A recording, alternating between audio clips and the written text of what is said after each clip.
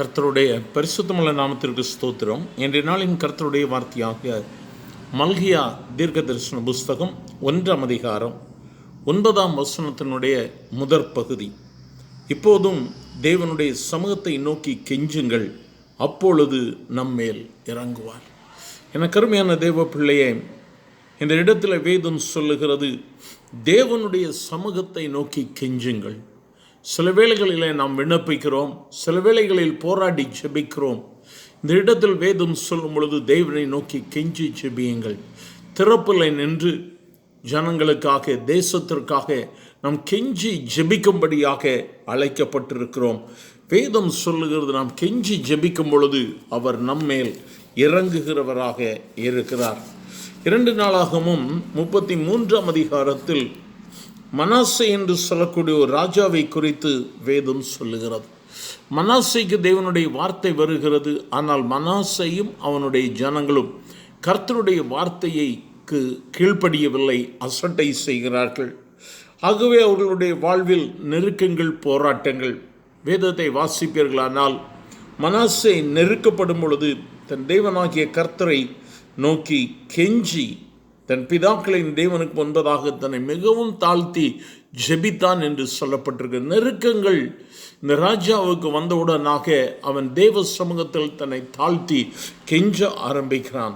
வேதம் சொல்லுகிறது, அவன் கெஞ்சுதலுக்கு இறங்கி அவன் ஜெபத்தை கேட்டு அவனை திரும்ப எருசலேமில் உள்ள அவனுடைய ராஜ்யத்துக்கு வரப்படினார். பாருங்கள், எவ்வளவு அருமையான வார்த்தை. இந்த மனாசே கெஞ்சி ஜெபிக்கிறான், தேவன் அவனுடைய ஜெபத்திற்கு பதில் கொடுக்கிறார்.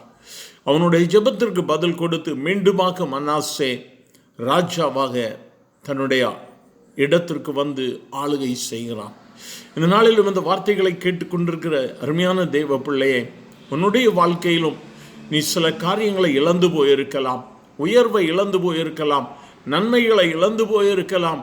உன்னுடைய வாழ்க்கையை நீ சோதித்து பார். கர்த்தருடைய வார்த்தையில் நிலைத்து நின்று கொண்டிருக்கிறாயா?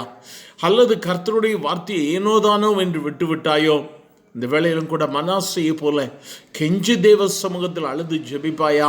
ஆண்டவரே, மீண்டுமாக என்னை அந்த ஸ்தானத்தில் நிறுத்தும். ஒருவேளை நீ ஆவிக்குரிய வாழ்க்கையில் உன்னுடைய ஸ்தானத்தில் இருந்து விழுந்திருக்கலாம், அல்லது உலக பிரகாரமான நன்மை இழந்திருக்கலாம். ஆனால் இந்த நாளிலும் அவரை நோக்கி நீ கெஞ்சி ஜெபிக்கும் பொழுது கர்த்தர் நிச்சயமாக பதில் கொடுப்பார்.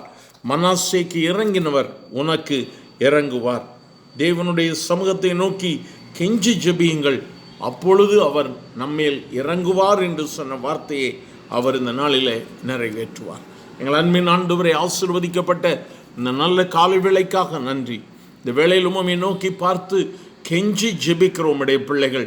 ஆண்டவரே, என் வாழ்வில், என் தனிப்பட்ட வாழ்க்கையில், குடும்ப வாழ்வில், பிள்ளைகள் வாழ்வில் என்று சொல்லி என்ன விண்ணப்பங்களுக்காய் கெஞ்சி ஜெபிக்கிறார்களோ உம்முடைய பிள்ளைகளுக்காக நானும் திறப்பில் நின்று ஜெபிக்கிறேன். ஆண்டவரே, இந்த ஜெபத்தை ஏறெடுக்கிற ஒவ்வொருவருக்கும் கர்த்தர் வெளியரங்கமான பதிலை கொடுங்கப்பா.